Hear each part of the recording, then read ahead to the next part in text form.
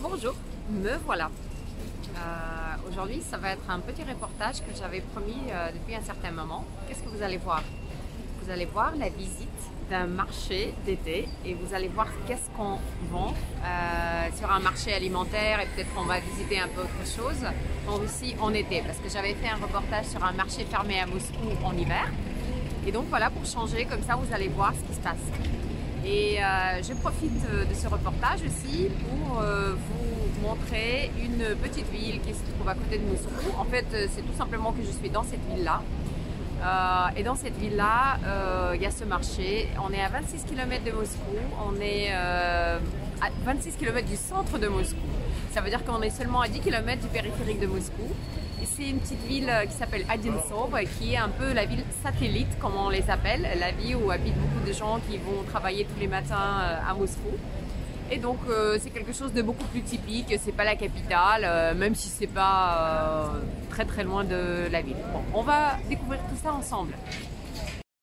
Donc la ville satellite, ça veut dire qu'il y a beaucoup de gens qui habitent et qui vont travailler. Ça veut dire que le transport c'est primordial. Donc je suis en face de la gare de Odintsovo.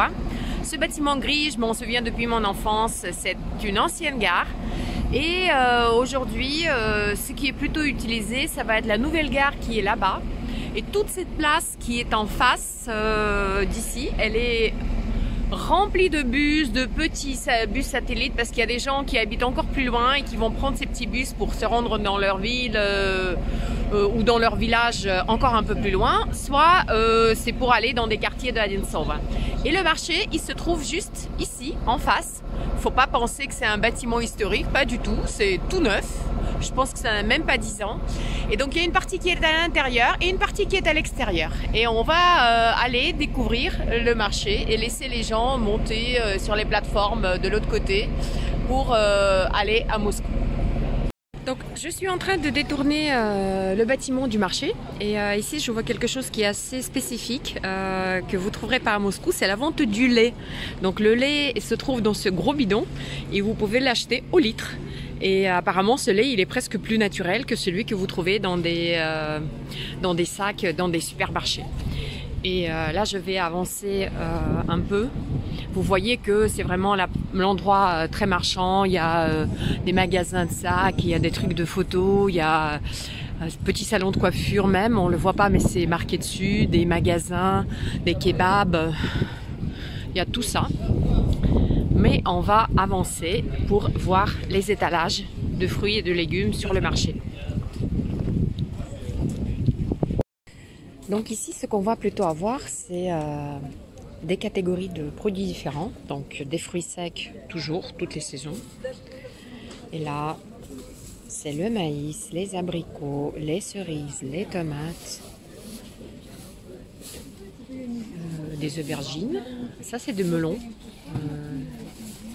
On a plutôt ce type de melon. C'est pas comme des melons de Cavaillon que vous avez l'habitude d'acheter. Alors, les courgettes, ici, c'est jamais des courgettes vertes. Il y en a, mais c'est pas typique. C'est des courgettes claires, comme ça. Donc la dame, elle sert la cliente. Et aussi, on a des melons qui sont comme ça. Il y a des pommes de terre de nouvelle saison, des poivrons. Les poivrons, c'est surtout des poivrons avec une peau très fine. Et bien évidemment, on est en Russie. Il y a des fruits rouges. Cassis, des fraises, il y a autre chose, il y a des groseilles, il y a déjà de la pastèque, il y a des pêches. Et on va voir d'où ça arrive tout ça, comment ça arrive, où c'est... Ah ben voilà, du raisin déjà, un peu de raisin. Encore des cerises, des poires.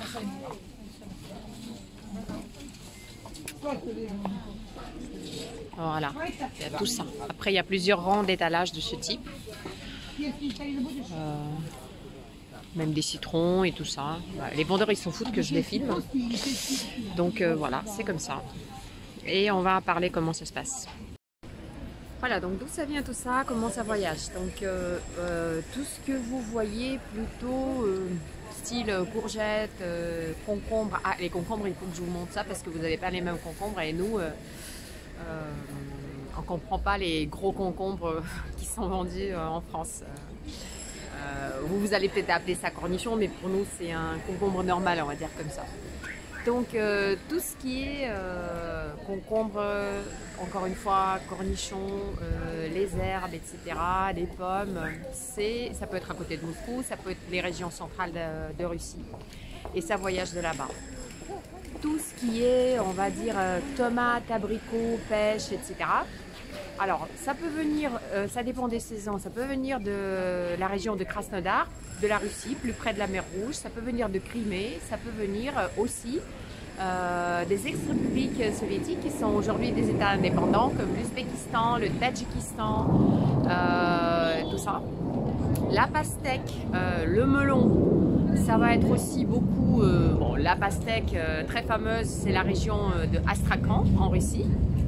Après, ça peut aussi voyager de tous ces ex-républiques soviétiques, Tadjikistan, etc., etc. Surtout le melon. Et en fait, l'Ouzbékistan, c'est un grand fournisseur de tous les fruits un peu plus du sud. Et c'est tous ces ex-républiques qui nourrissent, on va dire, les marchés de Moscou et des autres villes de Russie en ces produits-là. Donc, on est un grand marché pour eux, pour tout ce qui est produits frais comme ça. Et je vais quand même retourner sur les rayons pour peut-être quand même vous montrer les cornichons que je parle parce que j'ai des amis en France qui me font. Donc quand je viens en France, j'amène des cornichons comme ça parce que c'est un peu difficile d'en trouver des cornichons comme ça. Ils sont très bons, ils sont sucrés un petit peu, on va dire, c'est pas comme un fruit mais c'est un goût complètement différent par rapport à un gros cornichon long qui est pour moi presque une courgette. Donc c'est à peu près ce type de cornichon que je vous parle. Après il y a des variétés plus pointues comme là-bas. Et comme ceci.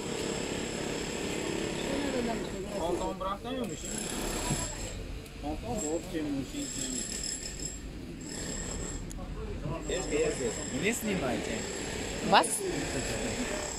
Могу. Monsieur a demandé de me filmer. De le filmer. Bon, je le filme. У меня канал на YouTube. Для французов. Да. Bon, excusez-moi, le dernier vendeur, il m'a fait une proposition de sortir ce soir. Bon, j'ai refusé quand même, mais c'est pour ça que j'ai arrêté de filmer à un moment donné. Donc maintenant, je vais rentrer à l'intérieur du marché pour voir si quand même en été, il y a des choses à l'intérieur du marché et pas à l'extérieur. Donc on est à l'intérieur, c'est très bien aménagé. Ici, il est bien le marché et ici, bien évidemment, les produits frais.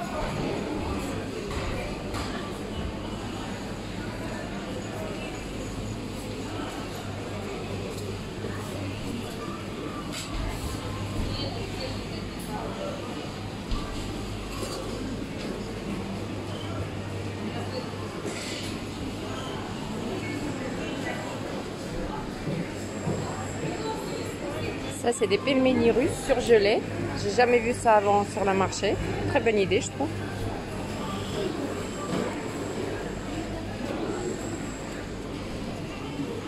De la viande.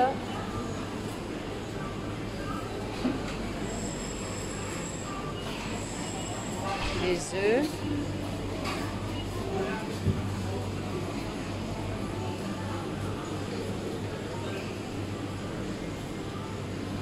Du poisson.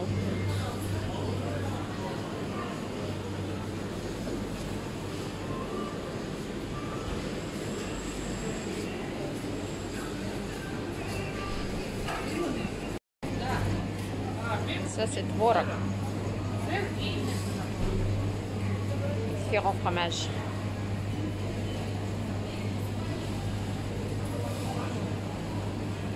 И яурт. Скажите, пожалуйста, а у вас откуда сало? Откуда?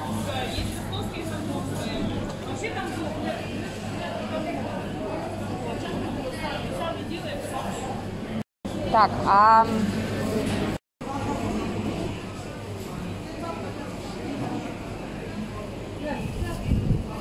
Здравствуйте, а малосольные огурчики почем? 300.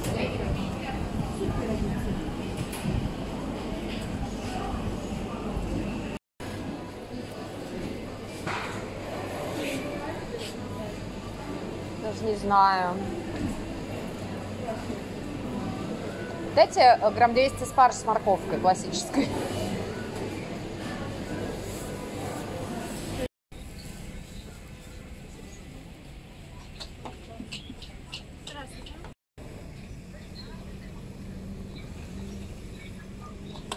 Так, а у вас руккола вот только вот эта, которую я вижу сейчас? Bon, le revoilà le bâtiment du marché, vu du côté, avec des petites maisonnettes qui sont aussi destinées, on le voit bien, en fruits. Là, il y a des petites cabanes pour d'autres types de marchés, produits alimentaires. Et moi, je vais regagner ma voiture et je vais vous montrer après, en arrivant, qu'est-ce que j'ai acheté. Et voilà, bien arrivé du marché. Je vais vous montrer qu'est-ce que j'ai acheté. Je vais vous expliquer qu'est-ce que je peux faire avec ça. Bon, c'est pas des achats peut-être de tout le monde, mais c'est les miens. Donc, vous allez pouvoir découvrir qu'est-ce que j'ai acheté et combien j'ai payé. Bon, on n'a pas les mêmes revenus dans des pays différents, mais ça peut être intéressant quand même. Et j'ai transcrit les prix en euros pour que ça soit beaucoup plus facile pour vous pour comprendre combien j'ai payé. On y va! Donc, on va commencer par ceci. Ça, c'est 3 kg de cassis que j'ai payé 8,42 €, les 3 kg. Pourquoi j'ai acheté 3 kg de cassis? Parce que je compte faire une confiture et vous faire une vidéo. D'ailleurs, j'avais promis comment je vais faire la confiture de cassis. Il est très bon, le cassis. Donc, c'est mon premier achat. Alors, mon deuxième achat, c'est le fromage qui s'appelle Sourgouni. Il y a 250 grammes. C'est un format très spécial. Ça vient de Géorgie. J'ai payé 2 € les 250 grammes. Et celui-là, il est présenté, ça peut être présenté en rondelles. Et celui-là, il est présenté en petites blinis comme ça. Donc, vous pouvez le rouler avec des légumes ou avec du pain un peu comme arménien qui est tout fin à rouler aussi. Et ça peut faire des sandwichs intéressants avec aussi des légumes, etc. Alors ça, c'est mon achat le plus cher. C'est de l'esturgeon fumé que j'adore absolument. Donc j'ai payé 300 grammes 11 €. Elle me l'a décortiqué. J'adore ça. Donc je me suis fait plaisir, on va dire comme ça. Donc ça, c'est déjà du poisson qui a été coupé. C'est la moitié du poisson. C'est super bon à manger. J'adore. Excusez-moi, je mange un petit bout. Donc, et voilà, l'esturgeon. Alors, qu'est-ce que j'ai acheté d'autre? J'ai acheté des carottes avec quelque chose de blanc que vous voyez ici. 300 grammes, 2,30 €. C'est assez piquant. Ça, en Russie, on dit que c'est des trucs coréens. Ils en vendent, vous avez vu sur la vidéo, plein d'étalages. Ils font comme ça, avec ces mêmes épices, différents aliments.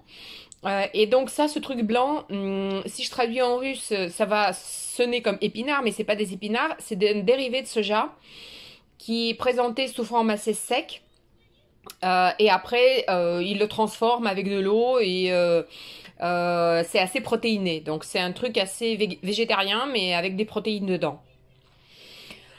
Ça c'est salo. Salo, c'est du gras de porc salé, super bon pour la santé. C'est fait dans plusieurs endroits. C'est très connu en Ukraine. En Ukraine, c'est le truc phare. Après, ça se fait en Biélorussie, ça se fait en Russie. Je peux le manger en petites tranches avec un petit peu de pain noir. Je peux cuisiner avec si je veux.